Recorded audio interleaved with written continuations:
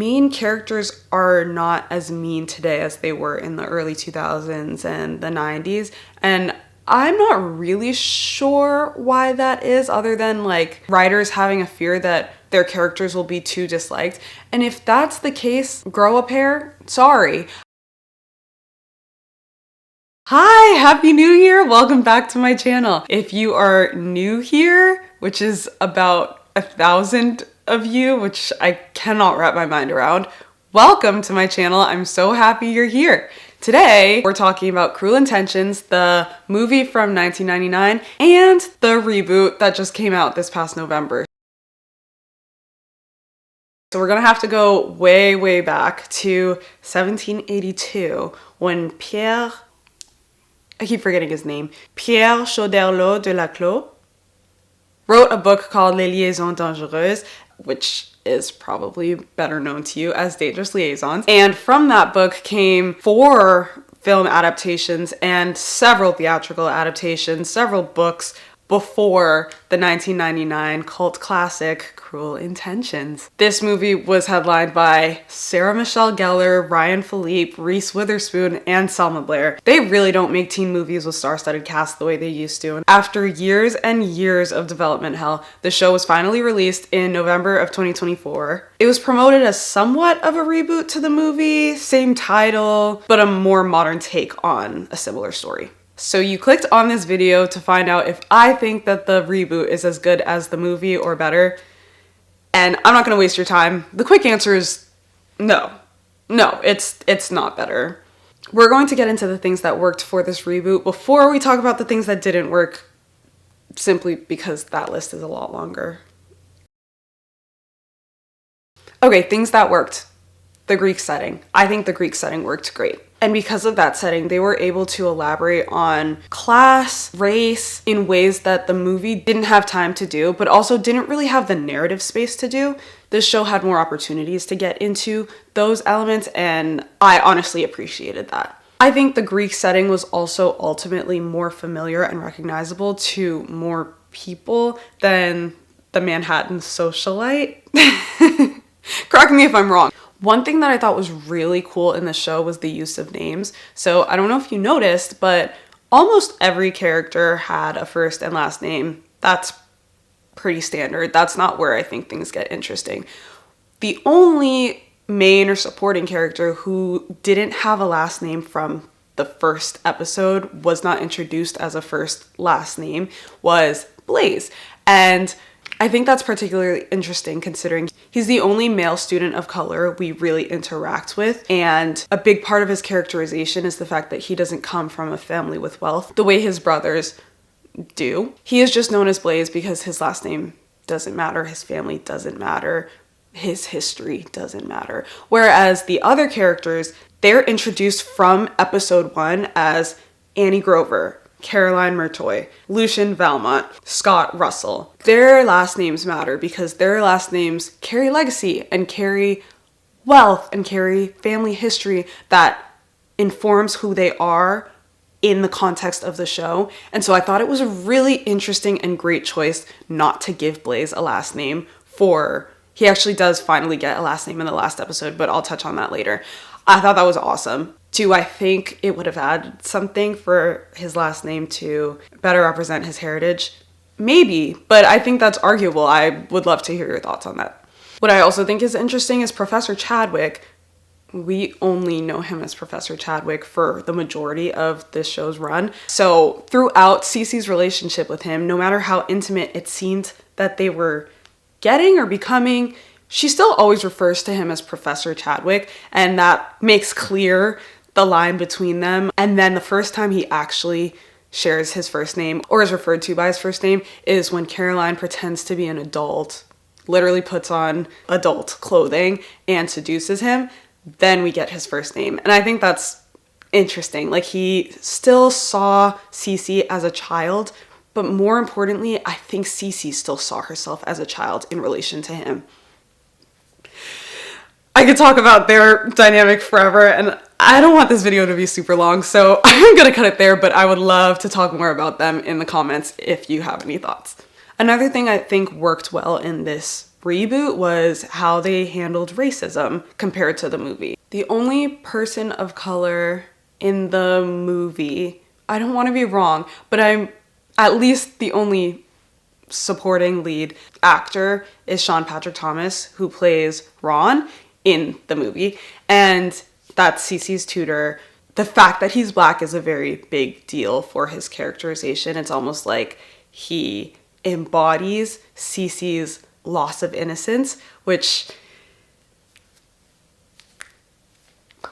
is gross for obvious reasons, but realistic for more obvious reasons. And so I'm not going to say too much about that right now, but I think what was interesting in the show is now we have Professor Chadwick, played by the same actor, who is black. That's not really as much a part of his characterization as it is in the movie. Cece's loss of innocence falling for him has a lot more to do with the fact that he's her superior, not that he is black and she is white.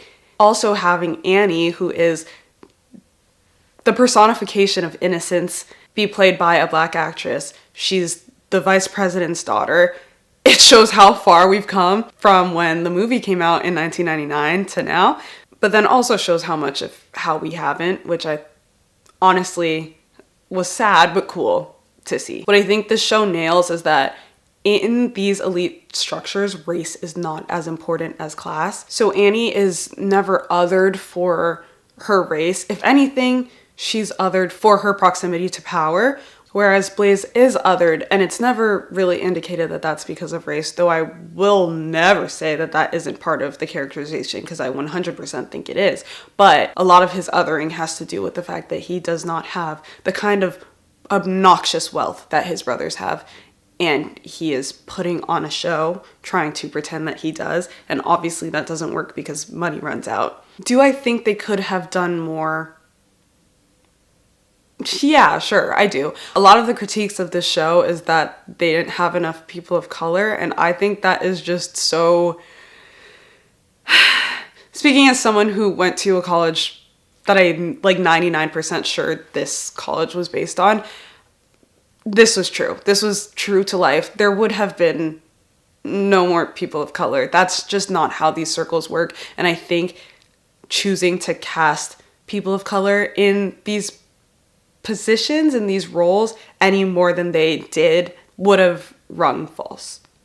I also thought it was cool how the show paid homage to a lot of elements from the movie and then modernized some of them when need be. Like Lucian driving Sebastian's famous car, the names being similar but not exactly the same. So like Annette becomes Annie and Catherine becomes Caroline. I'm not gonna lie, I don't really know why they went from Sebastian to Lucian, because if anything, I would have swapped to those. But that's not for me to know. I also already touched on this, but I thought it was really cool seeing Sean Patrick Thomas reprise his role as Cece's tutor or Cece's superior in some way. He's her cello tutor in the movie, and then he's her boss in the show. The cross necklace with cocaine in it, obviously. And then that pool scene that shifts the dynamic between Annie and Lucian. Those were some of the parallels that I liked seeing between the show and the movie. Now let's get into what didn't work. And we're gonna start with some of the parallels I didn't think worked so well in the reboot. Sometimes paying homage to the movie while trying to modernize it for the show didn't really land the way I think they wanted it to land. One notable example of that I think was Bittersweet Symphony. In the movie, it's such an iconic moment. It's such an important moment. When the song starts playing, it's like, oh my gosh, the sky is falling, the world is ending, because for Catherine, the world kind of is ending. Her reputation is destroyed. But then they use Bittersweet Symphony, or an instrumental of Bittersweet Symphony, in the first episode of the show, while not much is really happening. And I get that it's to like introduce us, draw the connection, make us feel like, oh, we're picking up right where we left off. But we really aren't. So I think that wasn't the right use of the song. And I think since they already used it in the trailer, they really didn't have to waste it. The infamous kiss, I feel like, unless you've never seen Cruel Intentions, you should absolutely know what I'm talking about. And this is the first example of this weird thing the writers chose to do in the reboot, which is weirdly conflate characters and storylines from the original. So obviously in the movie, Catherine and Cece share Cece's first kiss, whereas in the show, Caroline and Annie share Annie's first kiss. And this isn't the first time Annie and Cece's storylines sort of swap and get tangled, and that's hugely due to the fact Cece is actually Caroline's friend in the reboot versus in the movie Catherine was only using her. I'm gonna really try to get the names straight in this section, but I already feel myself slipping. My guess was the intention of this weird conflation was so that the characters were distinguished in the show from the movie, but what ends up happening is it just becomes distracting because you're watching and you're like, wait, Cece should be the one doing this, or Annette/Annie would never say this, and that's because they wouldn't. And I think that was a miscalculation personally. If they're gonna lean into the same story and similar characterizations, they should have just went full send. We've already switched the premise. It's already 25 years in the future. It's gonna be different regardless, but by changing so much about the histories of these characters, it just was distracting. And then I think these characters blending together in the way they did in the show was a symptom of a greater problem. It felt like the writers of the show couldn't decide if they wanted this reboot to be a reboot, a clean reboot, a clean rehashing of the movie from 25 years ago, or if they wanted it to be its completely separate own thing.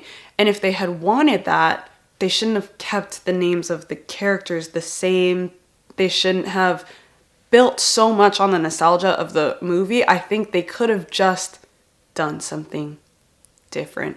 Gossip Girl is a completely separate show, but it's impossible to watch that show and not make connections to Catherine, and that's okay. I think that they're cool as two separate projects, and anyone with an analytical mind is going to draw the parallels between them. But Gossip Girl didn't have to promote itself as a Cruel Intentions reboot. Do you get what I mean? Does that make sense? This show was marketed as a sort of combination of First Daughter, Chasing Liberty to a slightly lesser degree, because I think Katie Holmes in First Daughter was a lot more like Annie's characterization than Mandy Moore was. And then Gossip Girl, which I already mentioned, this Manhattan elite teenagers who have way too much money and way too little parental supervision. And then Greek, which is kind of a deep cut. Let me know if you've seen it. I love that show and I'd love to talk about it on the channel at one point. All of those projects worked better because they knew what they were. But what was Cruel Intentions supposed to be? Just a college set dramedy? Romance, soulless reboot, satire? I don't think the writers knew, so it's not super clear what we're supposed to come away from it feeling like. Speaking of satire, where was the satire? The 1999 movie is absolutely ridiculous. Like, you sit and you watch it and you're like, this can't be real, because it's not supposed to be. But this show was unnervingly realistic, and I feel like that was to its detriment. But maybe that was the point. We were supposed to see it and actually feel like it was a reflection of college Greek life, I guess. A lot of them missing the mark when it came to the satire of this version landed in the costuming for me personally. Annette wears white and pastels for pretty much the entire movie. The first time we see her in anything different is her uniform after Sebastian has died, and those are dark colors, so she actually blends in with the crowd in a way that she doesn't pre-Sebastian's death. And then even more than just pastels, she specifically wears lavender a lot, which is supposed to symbolize purity and innocence. That is so obviously consistent with her character that it might even be easy to miss because it's just so, what else would she wear, you know? While Catherine and Sebastian pretty much wear black the entire movie. And what I thought was even more interesting than the color of the clothing they were wearing, what always stood out to me is that they're wearing adult clothing from the beginning. Like, the first time we meet Sebastian, he is wearing a full suit to go to a therapist's office for a regular appointment. They look ridiculous. So from the very beginning, you are acutely aware of the fact that these children, and they are children, genuinely think and feel that they are adults, but their faces tell you otherwise. The fact that they're going back to school in the fall tell you otherwise. And maybe this was an issue with them aging the characters up and sending them to college as opposed to high school, they couldn't as clearly show what was going on in the kids' heads with costuming, because now they actually were legally adults.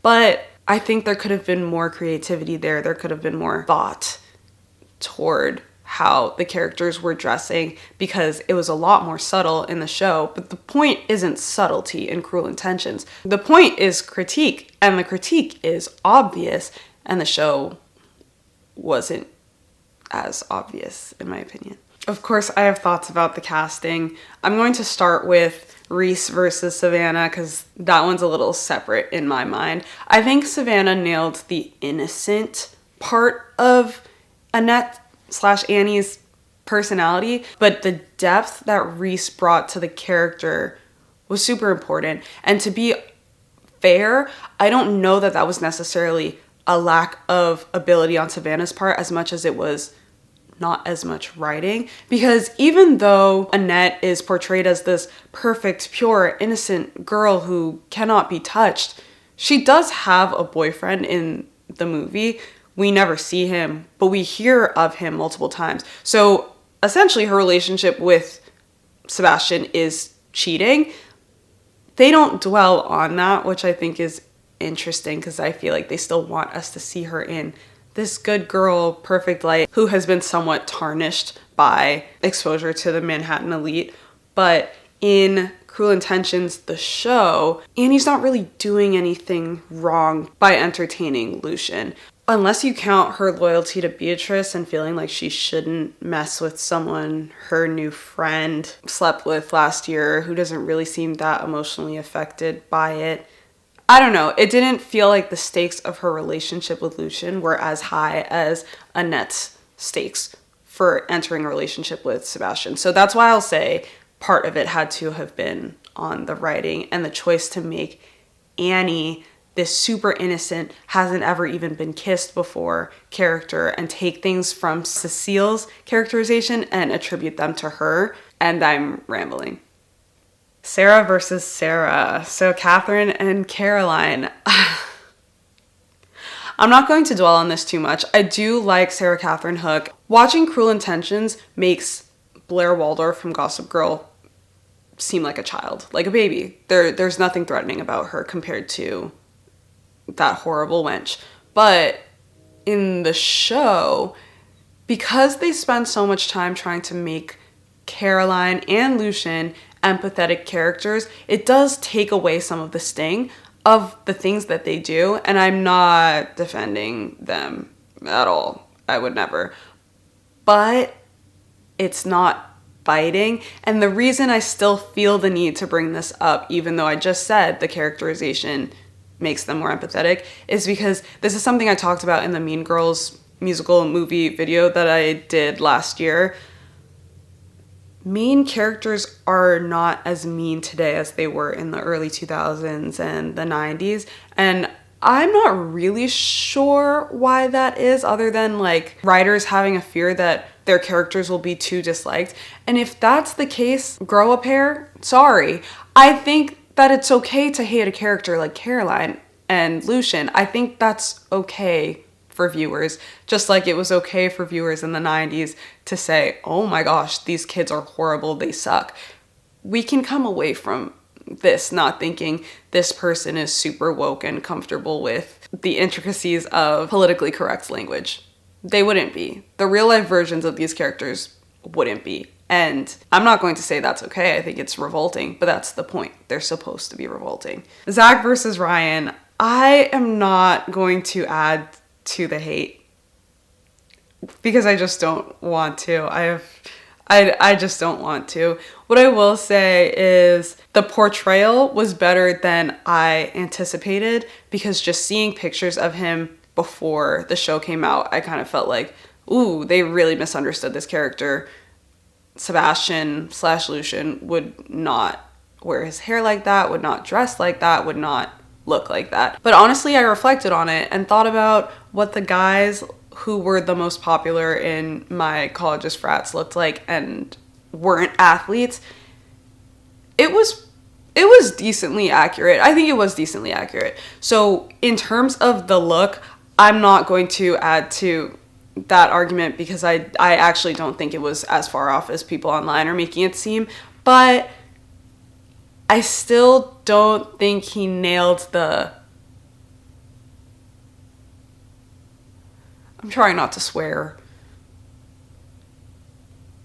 Sliminess of Sebastian. So his development doesn't feel as rewarding as Sebastian's development as he falls more in love with Annette. That's possibly also due to the fact that Sebastian and Annette's storyline was at the forefront of the movie, whereas in the show, it really felt like it took a backseat to other storylines and to other characters and the development of other relationships.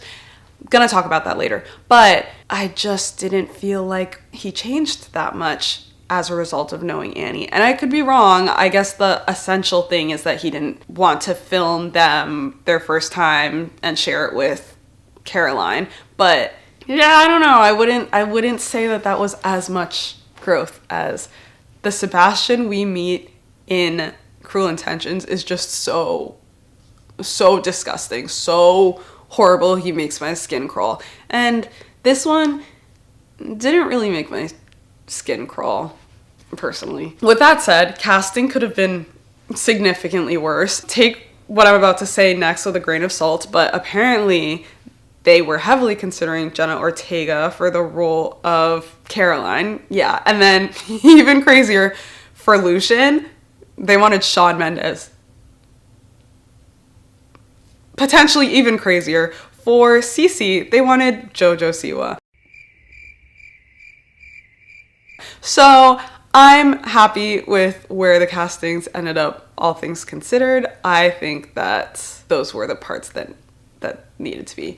I will say though, I don't know how Jenna Ortega could have actually, I don't believe that one because she's in Wednesday, but feel free to do your own research or let me know if you've heard of other crazy castings that could have happened for this show. Another thing that did not work so well for me in the reboot was the lack of chemistry. This was Lucian with both Annie and Caroline. I just wasn't buying it. I think Lucian and Caroline was a little bit more convincing, but I think that's because they had this sexual tension to kind of like boost them up, whereas Annie and Lucian, I couldn't care. I wanted to care so bad, and they still had cute moments, I will give them that, but I didn't feel any draw, any tension, any strong, oh my gosh, I need these two characters to kiss. They finally did, and I was like, okay. I didn't want to compare that too much to the movie because, to be fair, the movie's Sebastian and Annette were literally dating for, I think, 2 years at the time of filming, and they were going to get married a year later, and they went on to have 2 kids together. So obviously there's going to be a level of chemistry that those actors have that I'm not expecting from other actors who are not similarly involved. But that argument falls flat when you see the scenes of Sebastian with Catherine, because they're also crazy. The chemistry is ridiculous, and you're sitting there like, I really feel like I'm intruding. I really feel like I shouldn't be seeing this scene. And that didn't happen in the show. So I can't blame it all on Reese and Ryan's real life chemistry because it wasn't that. I don't know if it was acting. I don't know if it was that they actually did chemistry reads, but it worked so much better in the movie. That's all I'll say. I feel like there were a lot of characterization failures, truthfully, which is sad. The expanded runtime gave writers ample time, I feel like, to dive deep into Lucian and Caroline's backstories in a way that the original movie could not allow. So we did see a lot more about who they were, who their parents were, and how that impacted them in the show, for sure. But because there were so many other characters to talk about and to learn about in this version and to flesh out, I just think we didn't focus enough on the main characters. And that could be a very hot take that you guys completely disagree with, so I want to know what you thought about that. But I just feel like it became more of an ensemble, which took away from the original Cruel Intentions, the original premise, which is the bed.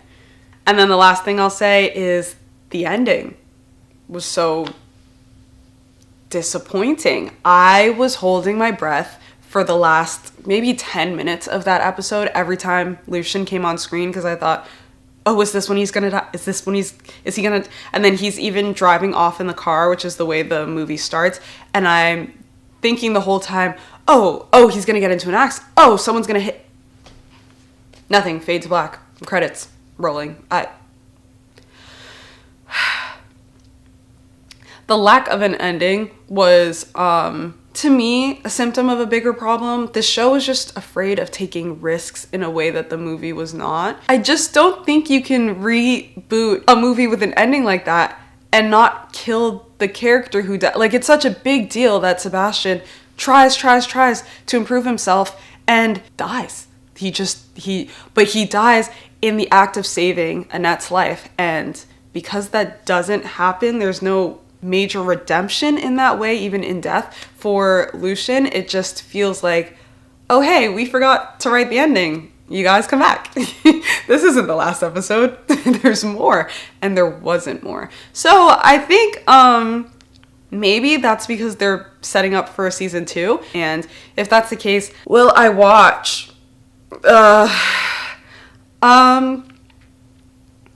For the sake of this channel, I probably will watch, and I'll probably make another video about it. But if it were just up to me, I don't know that I would, to be honest. I don't even really know that I have any predictions, which is weird for me. I usually have a lot of ideas of where I think the story will go, but I just don't think I care with the show enough to imagine what happens next. If we're supposed to see Lucien not dying as a happy ending and they'll go back to school and Lucien and Annie will figure it out in a way that Sebastian and Annette didn't, then I mean, sure, okay, I guess, but anticlimactic. Just like I said before, it just ends up being anticlimactic, and then it's like, what was this all for? Thank you for sticking around until the end. Love and appreciate all of you so much. Once again, Happy New Year, and I'm so excited to make content and talk to you guys all of 2025. New year, new Joey. If you enjoyed this video, you should check out my recap on Noah Beck's Tubi movie, Sidelined. I watched it so you don't have to. You're welcome. So check it out.